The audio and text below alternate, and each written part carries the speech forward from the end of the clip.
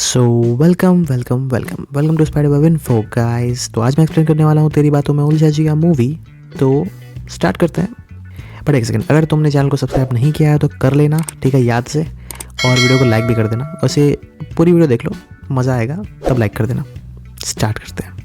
तो मूवी जब शुरू होती है तो हम आर्यन अग्निहोत्री यानी हम शाहिद कपूर को देखते हैं, जो उनका रियल नेम मूवी में ये बताया गया है, जो कि बहुत ही डिसेंट बंदा होता है यार, समझा। मतलब इसका कैरेक्टर बहुत ज़्यादा ही डिसेंट होता है। उसका प्रोफेशन होता है, वो एक रोबोटिक्स इंजीनियर होता है। हाँ, आर्यन अग्निहोत्री बहुत अच्छा रोबोटिक्स इंजीनियर होता है, जो काम करता है एक बहुत बड़ी कंपनी जिसका नाम होता है ई रोबोटिक्स में, जो कि अपने काम में बहुत ज़्यादा अच्छा होता है। इससे बहुत ज़्यादा लोग इम्प्रेस होते हैं और हमें बाद में ये पता चलता है कि आर्यन सच में अपने काम में बहुत ज़्यादा अच्छा है। लेकिन हमें बाद में यह पता चलता है कि ई रोबोटिक्स नाम की जो कंपनी जिसमें आर्यन काम करता है वो और किसी की नहीं, उसी की अपनी मौसी की कंपनी होती है, जो कि फ़िलहाल यूएसए में रहती है।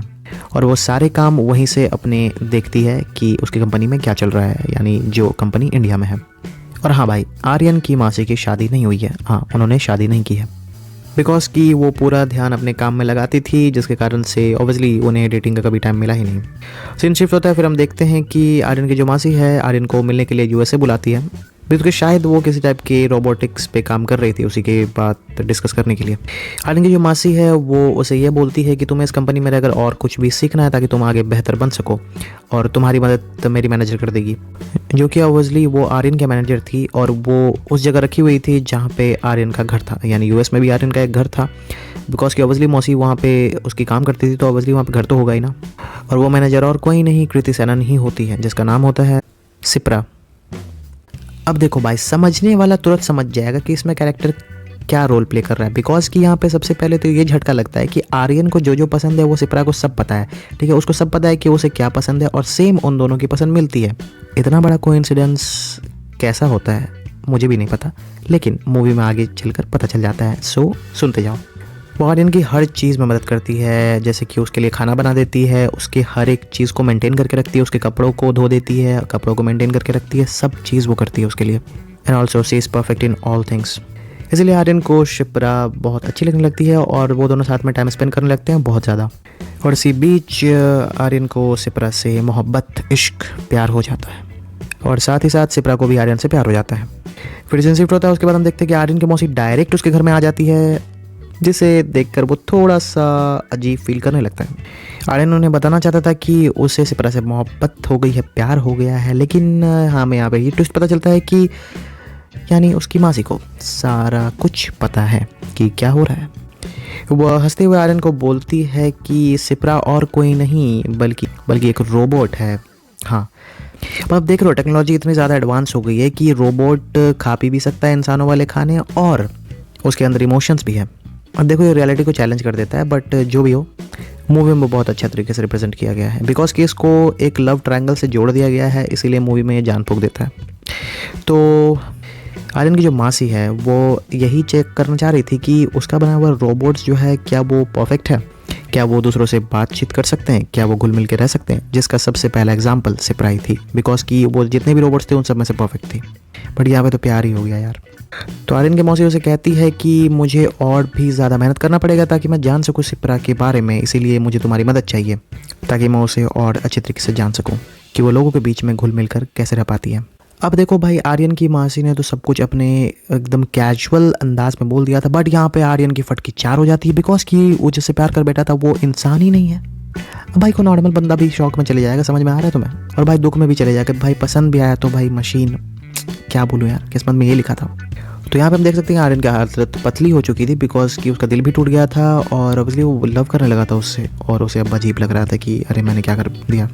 इसके बाद वो अपनी मासी से नाराज़ हो जाता है, लेकिन सिंपल बात है कि उसकी मासी उसे समझाती है कि मैं एक्सपेरिमेंट करने के लिए तुम्हें इसलिए बुलाई हूँ, बिकॉज कि तुम ही हो जो परफेक्ट हो उन सारे आदमियों से जो भी काम करते हैं मेरे यहाँ, because you are the best. लेकिन सिंपल बात है, वो डिप्रेशन में चले जाता है, जिसके कारण से वो उनका ऑफर को ठुकरा देता है कि मैं नहीं चेक कर सकता हूँ। बट जब वो इंडिया वापस जाता है तो वहाँ पे देख सकते हैं कि आर्यन की जो फैमिली है वो एकजुट होकर आर्यन को बोलती है कि भाई तुम शादी कर लो, शादी कर लो, शादी कर लो। और बेचारा करता भी क्या, डिप्रेशन में था, इसीलिए वो डिप्रेशन में हाँ भी बोल देता है। बड़े बंदे को शादी करने का बिल्कुल भी मन नहीं था, इसीलिए वो अपने एंगेजमेंट वाले दिन, जब उसकी एंगेजमेंट होने वाली थी, वो उसी समय वहाँ से भाग जाता है। उसके बाद वह भागते जाता है और उसके बाद सिंपल बात है, वो अपनी मौसी को कॉल लगाता है और बोलता है कि मैं आपका ऑफ़र मानने के लिए तैयार हूँ, आप जो भी बोलेंगे मैं वो करूँगा। ये बात सुनकर आर्यन की जो मौसी होती है वो उसे बुलाती है यूएस, लेकिन सिंपल बात है, आर्यन बोलता है कि आपको जो भी एक्सपेरिमेंट करना है आप इंडिया में भी करो, बिकॉज कि ऑब्वियसली आप इसे इंडिया में ही लॉन्च करना चाहती थी और मैं भी देख सकूँगा कि इसमें क्या खराबी और क्या अच्छाई है। लेकिन सिंपल बात है, आर्यन ये सब चीज़ ऊपर ऊपर से बोल रहा था। उसके बाद आर्यन की मासी सिप्रा को इंडिया भेज देती है और आर्यन सिप्रा को अपने फैमिली से मिलाता है, सबसे इंट्रो करवाता है कि मैं इस लड़की से प्यार करता हूँ। जिसके बाद सुनने के बाद, इस सिचुएशन को देखने के बाद, सुनने के बाद उसकी फैमिली लोग बहुत ज़्यादा प्यार करने लगते हैं सिप्रा से, बहुत ज़्यादा उसकी देखभाल करने लगते हैं। बिकॉज कि आर्यन ने ये भी कर दिया था कि इसका नाम सिप्रा है, ये यूएस में रहती है और इसके पेरेंट्स नहीं हैं। ये सुनकर सबका दिल भर जाता है। So because of this situation वो अलग नहीं रह सकती थी, इसीलिए वो आर्यन के घर में ही रहने लगती है। सो आर्यन ने सब कुछ मेंटेन करके रखा था और वो नहीं चाहता था कि सिप्रा के बारे में किसी को पता चले कि ये ह्यूमन नहीं, एक रोबोट है, इसीलिए वो सारे सिचुएशन को हैंडल करने की ठान लेता है और ऑब्वियसली वो करता भी है। फिर सीन शिफ्ट होती है, उसके बाद कुछ दिन बाद उन लोगों की एंगेजमेंट हो जाती है और वो आर्यन एंगेजमेंट कर भी लेता है। बिकॉज कि बंदा करता क्या यार, उसको करना पड़ा, बिकॉज कि हो ना हो अभी भी वो उसे पसंद करता था। सो ऐसे बहुत सारे सिचुएशन उन लोगों में फॉर्म होती है जिसे मैं एक्सप्लेन नहीं कर सकता हूँ, वीडियो बहुत ज़्यादा लंबी हो जाएगी।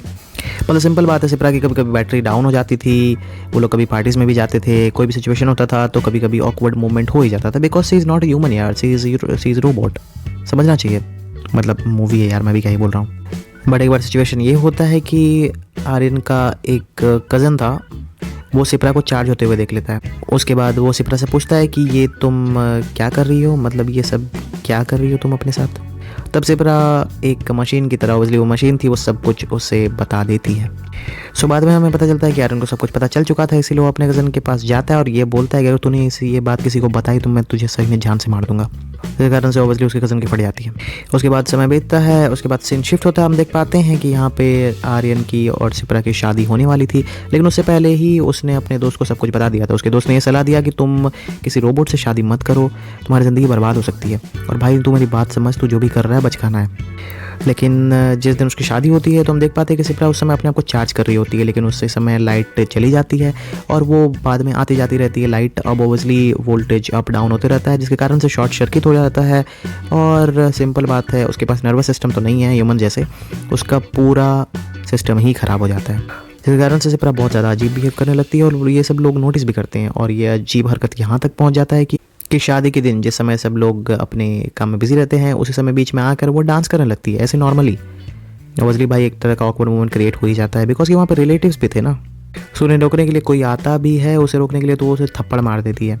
इतना सब होने के बाद आर्यन इसे बर्दाश्त नहीं करता है और वो सिप्रा के पास आकर बोलता है कि तुम ये सब रोको, तुम क्या कर रही हो ये सब। लेकिन कुछ होता नहीं है, सिप्रा आर्यन पर ही हमला कर देती है और आर्यन को पीटने के बाद वो मंडप के पास जाती है। वहाँ पे एक जली हुई लकड़ी थी, उसे उठाती है और सब जगह आग लगा देती है। ऑब्वियसली यार पता नहीं ये हो क्यों रहा था, अरे यार मूवी है यार, मैं कितनी बार बोल जाता हूँ। उसके बाद आर्यन गुस्से से आग बबूला हो जाता है, वो एक तलवार निकालता है और उससे शिप्रा पर बहुत ज़्यादा हमला करता है। इसके कारण से वो शट डाउन हो जाती है और सारी फैमिली को सच्चाई का पता चल गया था, इसीलिए वो सब शांत हो जाते हैं। उसके बाद आर्यन अकेला बैठा हुआ था और ये सोच रहा था कि मैंने ठीक ही किया, बिकॉज कि एक रोबोट कभी इंसान नहीं बन सकता है। उसके अंदर भले ही फीलिंग्स आ सकते हैं बट वो इंसान नहीं बन सकता है। उसके बाद 6 महीने बाद का सीन दिखाया जाता है, जिसमें हम देख सकते हैं कि आर्यन की जो मासी होती है वो सिप्रा को लॉन्च कर देती है। लेकिन सिंपल बात है कि सिप्रा का ये सेकंड प्रोटोटाइप था, मतलब वो थी सिप्रा 1 और ये है सिप्रा 0.2, सॉरी भाई 2.0, क्या ही बोल रहा हूँ मैं। और तो इसी लॉन्च इवेंट में आर्यन भी होता है और जब आर्यन से कोई लड़की होती है वो उससे बात करने के लिए आती है, तब हम देख सकते हैं कि सिप्रा अचानक से उसको देखकर अजीब टाइप से उस लड़की को देखने लगती है, यानी उसे जेलस फील हो रहा था। और ये चीज़ देखकर आर्यन का फ्रेंड शॉक हो जाता है और वो बोलता है कि देख भाई वो शायद जल रही है, उसे जलन फील हो रहा है। आर्यन को ये सब अजीब लग रहा है, बोलता है अरे ये सब खत्म हो चुका है, अब ऐसा कुछ भी नहीं है। बट जब वो नोटिस करता है तो सिप्रा उसे देखकर स्माइल करती है, जो देखकर आर्यन थोड़ा सा शॉक हो जाता है, उसकी फट जाती है कि ये क्या हो गया भाई। और हाँ, मूवी यहीं पे एंड हो जाती है और इस पर लिखा था है टू बी कंटिन्यू, यानी इसका सेकंड पार्ट आएगा। इस मूवी की स्टोरी अभी तक एंड नहीं हुई है। तो आपको कैसी लगी एक्सप्लेनेशन, बिकॉज कि मैंने इसमें अपना ओपिनियन भी बता दिया है। देखो यार, इस मूवी के सॉन्ग्स बहुत कमाल है सही में, और मूवी भी अच्छी खासी है, अगर तुम देखोगे तो तुम्हें अच्छा लगेगा।